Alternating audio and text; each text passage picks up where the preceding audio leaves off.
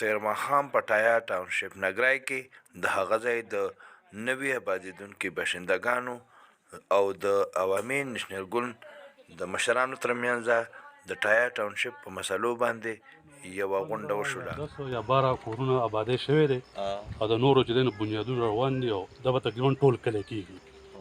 د دې مشرانو دا چې دا آبادي چې دا تقریبا 25-26 یا 30 کورونو پورې خلکو ځمکې اخیستې دي دلته کورونو لپاره. عام طور غریبانان خلک دي دلته مایګریټ کېږي.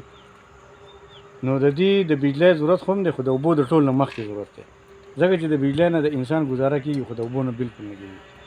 زمونږ دا یو غټه مطالبه ده خصوصي ستاسو په دا خدمت کې چې دې ته د ټایا ټاونشپ نوم دی چې دې ته واټر سپلای وشي. که هغه نه نو بیا د پریشر پمپ ته ورته ولګي. که پریشر پمپ نه کېږي نو بیا د واټر سپلای وشي. 15,000 فوټ لمبایي ده او بیا دویمه مسله ده بجلی راستنو ده چې بجلی ورته نه راشي د دغې زمونږ انشاءالله ستاسو نه راته تاسو ته درخواست دی چې شهزاده دا ډېرې کوئ خو دا پکې داسې وکړئ چې دا پکې هوایي اختیار کړئ.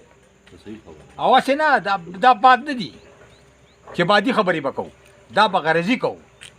غونډه کې تحصیل ناظم خدوخیل گلزار حسین بابک، چیرمین وی سی نګری یوسف خان، ممبر امن کمیټي زمان خان لنګر او نورو سرکرده ورکرانو په خصوصي توګه شرکت وکړو او د خلکو د مسلو په باره کې هغوی ته تسلي ورکړه چې تر هر ممکنه حده پورې به د هغوی دا مسلې حل کوي.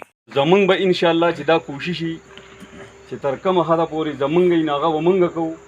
که زمونږ د حد نه بار هغه به چې دی نو نصیب خان ناظم صاحب یا چې دی نو ګلزار ناظم صاحب ناستې دی به یې کوي. تحصیل ناظم خدوخیل گلزار حسین صاحب په خپله وینا کې وویل چې امن او ترقي لازم او ملزوم دي او د امن دپاره ستاسو مشر د ټول خیبر پختونخوا د پښتنو او د پښتون قام وکالت کوي. هغوی د جاري منصوبو ذکر هم وکړو او د دې خبرې پخلی وکړو چې د ANP سیاست د کار بدل کې د جنډې لګولو نه دی.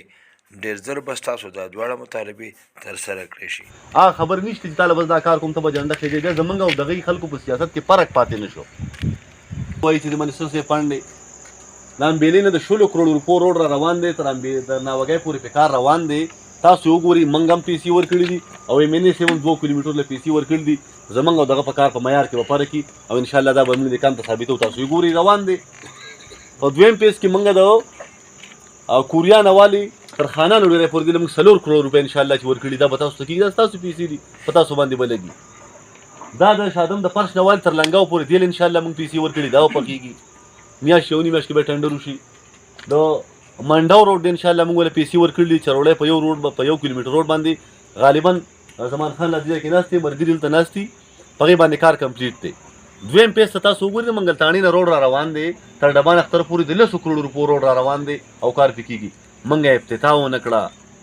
موږ د کام سره دا خبره ونه کړه چې ته جنډه وخېجوه.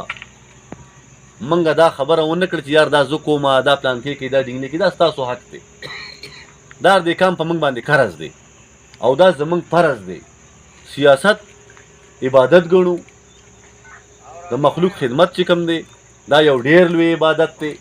الله تعالی ته د عبادت ضرورت نشته. د دې مخلوق خدمت چې کوم دی دا یو ډېر لوی عبادت دی. لہذا تاسو مطمئن اوسئ. عوامي نیشنل پارټي د پښتنو پارټي ده. عوامي نیشنل پارټي بار بار دا خبره کوو چې په دې منطقه کې د پښتنو د حق د پښتنو د بقا د پښتنو د واک خبره کوي. لہذا په دې وړو وړو خبرو باندې به خپل چاپېرچل یا د خپل اتفاق یا د خپل پټې خرابو نه. یو ډېر لوی جنګ زموږ او ستاسو په سر دی. مهرباني وکړئ. تنظیمي مشران ناست دي تنظیمي ملګري ناست دي. لاړ شئ اوجره په اوجره لاړ شئ. کوڅه په کوڅه لاړ شئ. بیټک په بیټک لاړ شي به شمولي مونږه او چې دې کام ته مونږ د خپله خبره وکړو. نن دا مونږ سره فورس ناست دی چې په دې علاقه باندې مسله راله. د عوامي نیشنل پارټۍ هر یو واکمن چې کوم دی تاسو سره په میدان کې ولاړ دی. دومره کلکه خبره هېڅوک نشي کولی. صرف ستاسو لیډر دا خبره کولی شي. زه ستا نه په ټرانسفارمر باندې ځان خلاص کړم. زه ستا نه په ستنه باندې ځان خلاص کړم. زه ستا نه په هینډ پمپ باندې ځان خلاص کړم. ما سره په ګاونډ کې دی چې د صوبایي اسمبلی امیدوار ما ته پاتې کېږي. راغلی دا خبره کړله چې دا په دې موضوع کې دا خلک راغلی وو دوی دلته څه کوله الټه به یې دلته ډرامې کولې وي. دا خپل سیاسي سکورینګ چې کوم دی دا دلته کوي. آیا د پښتون ژوند ساتل دا سیاسي سکورینګ دی؟ آیا په دې ملک د امن خبره کول دا سیاسي سکورینګ دی؟ دا مخامخ څوک دی پلان کې ته ویلی شي ته دهشتګرد دی؟ دا ما په سیاسي ګوندونو کې د نېشنل پارټۍ نه علاوه یو سړی دی موږ چیلنج کوو دا خبره دا دی و چې دا ټوپک د چا دی؟ تاسو موږ له ووټ راکړی دی، موږ ستاسو په ووټونو باندې اسمبلۍ ته تللي یو، موږ ستاسو په ووټونو باندې سرکاري مراعات خورو، لہذا موږ به تاسو له راځو، موږ به تاسو سره په ځمکه کینو او موږ به درنه تپوس کوو چې ستا څه کار دی. ته به ما پسې نه د هغه وخت تللی دی چې ما او تا به خلکو ته دې خانان ته او ما ته په الټه کټ کېناستو، موږ نه به یې ووټ هم غوښتو او په موږ باندې به یې لحاظ هم کوو، ما له ووټ هم راکړه او لحاظ هم زما منې. هغه وخت تللی جمهوریت دی. تاسو له باور در کوم مشران دې ځای کې ناست دي انشاءالله چې ډېر زر به د میډیا ملګري ناست دي. کولیان ته زمونږ نظریه دا نه ده چې زه به په ستره په ټرانسفارمر باندې شمولیت کوم، دا موږ ته په وراثت کې دا خبره پاتې ده، لہذا دا خبره به ترې کټ کوو. ستاسو چې کومه بنیادي هم مسله ده انشاءالله د اوبو مسله سر سیبو د بجلی مسله انشاءالله ما تاسو ته وایي موږ ټنډر لګولی دی، د میاشت نیمه کې به ټنډر شي، په هغې کې به په لومړي بنیادونو باندې موږ ستاسو د اوبو مسله حل کړو، که دا د پریشر پمپ په شکل کې که دا د پیپ په شکل کې.